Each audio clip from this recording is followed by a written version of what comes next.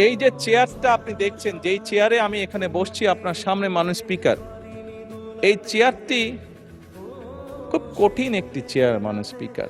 এই চেয়ারটি দেখলে মনে হয় বসতে খুব আরাম, আসলে মানুষ স্পিকার মোটেও আরামের না।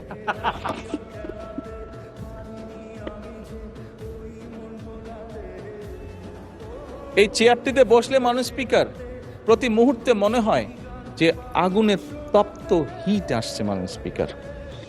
হাসার কিছু নেই, আমি যা ফিল করি আমি আপনাদেরকে তাই বলছি, মানুষ স্পিকার এই চেয়ারের থেকে উঠে দাঁড়িয়ে আপনার সামনে বক্তব্যে আমি হয়তো অনেক পপুলার কথা বলতে পারতাম, যেটাতে আরো অনেক বেশি তালি হতো মাননীয় স্পিকার। কিন্তু এই চেয়ার আমাকে বলে যে আমি সবসময় পপুলার কথা বলতে পারি না, আমাকে সেটাই বলতে হবে।